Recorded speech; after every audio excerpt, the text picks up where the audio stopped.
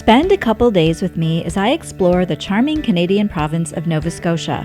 Nova Scotia is Latin for New Scotland and is the most populous province in Atlantic Canada. The trip was not without its complications, but we'll get to that in a minute. I left Los Angeles on a Wednesday morning and landed in... Wait a minute, where am I? My flight out of LA had a fuel leak, so we had to wait for another plane. Unfortunately, that meant I missed my connection to Halifax in Detroit. Luckily, my dad lives in Detroit, so I ended up spending an unexpected 24 hours with him before finally flying out on Thursday and arriving at my Airbnb in Halifax late that evening. A blustery, cold, and rainy Thursday night. The Airbnb was adorable. It was a townhouse on a quiet street with a comfortable bedroom, a nice bathroom, and a shower with absolutely incredible water pressure. It's the little things. There was also a communal kitchen and living room, which came in handy since I'd packed some oatmeal to help save money on eating out. There wasn't much rest that night because I wanted to get an early start the next morning and make several stops along Nova Scotia's South Shore, including Peggy's Cove.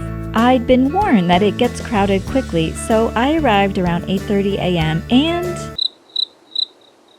there was hardly anyone there. The place was practically deserted. It probably didn't help that it was cold, windy, and felt more like March than late May. In fact, parts of Nova Scotia had received snow that very week. I'd heard Tom's Lobster Shack was one of the best places to grab a lobster roll, high on my Nova Scotia food bucket list, but it was still a little too early in the morning for that. After a brief visit, I hopped back in the car and continued exploring. Oddly enough, one of my favorite parts of the trip was simply driving. That's not something I usually enjoy in Los Angeles, but there was something incredibly relaxing about cruising along quiet two-lane roads with beautiful coastal scenery all around me. It probably helped that my car at home is ancient, so driving anything that smells remotely new feels like a luxury. One of my next stops was the charming coastal town of Chester. It was beautiful and felt like Nova Scotia's version of Stars Hollow. Or maybe Dawson's Creek. Clearly, someone was feeling nostalgic. By then I was getting hungry, so I stopped at the Kiwi Cafe and ordered a breakfast sandwich, which was excellent. Of all the towns I visited in Nova Scotia, Chester was probably my favorite.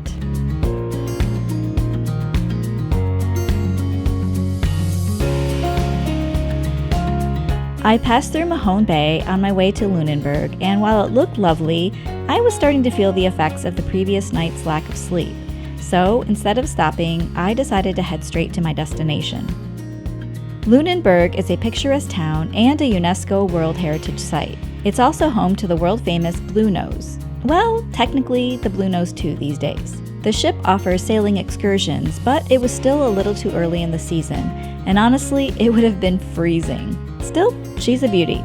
The town itself almost felt deserted.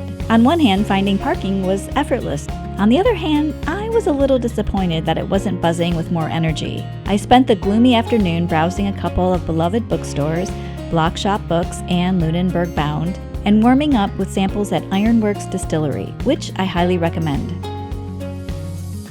Eventually, I decided it was time for that lobster roll. I landed on the Salt Shaker Deli after seeing it listed in several best lobster roll recommendations. Unfortunately, I have to admit, I was a little underwhelmed. It was surprisingly bland, which was really disappointing because they are expensive. Something else I learned about Lunenburg is that it appeared in several notable films and television shows, including Two If by the Sea, Simon Birch, and Lock and Key. One place I absolutely loved was the Barn Coffee and Social House. I ordered a latte, settled into a cushy chair, and spent part of the afternoon reading. At the time, I was working my way through Ship of Dreams, a historical fiction novel about two friends aboard the Titanic. The story includes a Halifax connection, and the author lives in Nova Scotia. It was a fantastic read, and I highly recommend. While I enjoyed my time in Lunenburg, I suspect summer or early fall would be the ideal time to visit. Yes, it would probably be more crowded, but you'd have access to more activities, outdoor dining, and the simple pleasure of sitting on a sunny patio with a craft beer.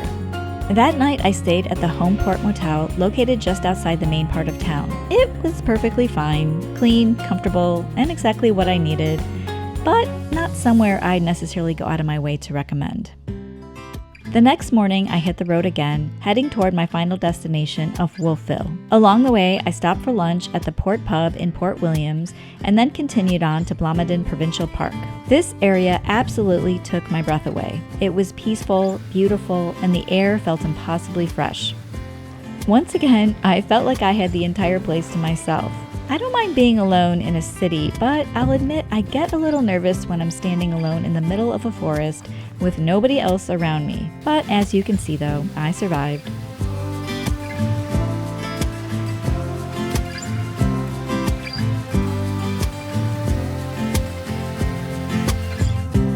Eventually, I arrived in Wolfville, and I immediately fell in love with it. In fact, I think I liked it even more than Lunenburg. My first stop was Annapolis Cider Company, where I enjoyed a flight of ciders before checking into the Taddingstone Inn, a charming bed and breakfast. There are countless adorable inns and B&Bs throughout the area. This was by far my favorite place that I stayed the entire trip. I loved everything about it: the charm, the decor, the location, and perhaps most importantly, the much-needed bubble bath I enjoyed after another chilly, dreary day. Before calling it a night, I headed over to the Church Brewing Company. The brewery is located inside a former church that dates back to 1914, and they did an amazing job preserving the character of the building. It was easily one of the coolest spots I visited in Nova Scotia. The next day, I began making my way back towards Halifax, but not before stopping in Dartmouth, which sits just across the harbor. Dartmouth has its own downtown area and offers fantastic views of Halifax. I grabbed a quick bite at a cafe called Two If by the Sea before continuing on. One of the first places I visited in Halifax was the Halifax Explosion Memorial. I recently finished reading The Night the World Fell Silent, a historical fiction novel centered around the 1917 Halifax explosion, written by the same author as Ship of Dreams. If you're unfamiliar with the explosion, it's difficult to overstate how devastating it was. In short, two ships collided in the harbor, triggering an explosion that killed nearly 2,000 people and injured thousands more. It remains the worst human-made disaster in Canadian history. Next, I visited Agricola Street. While there, I stopped into Agricola Street Books, a charming independent bookstore that's become a local favorite. That evening, I met up with my longtime friend Noran, whom I originally met years ago through the Jack Johnson forums. We had dinner at the Narrows Public House in Halifax's North End, a cozy spot housed in a historic building that dates back to the 1800s. Despite waiting an hour and a half for a table, they don't take reservations, it was absolutely worth it. The food was fantastic and the atmosphere was warm, cozy, and inviting.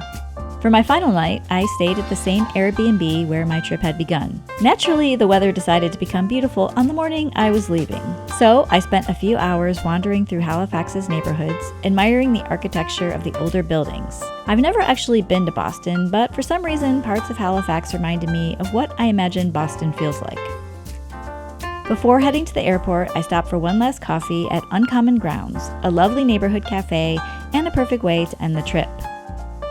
Looking back, what I'll remember most about Nova Scotia isn't any one specific attraction.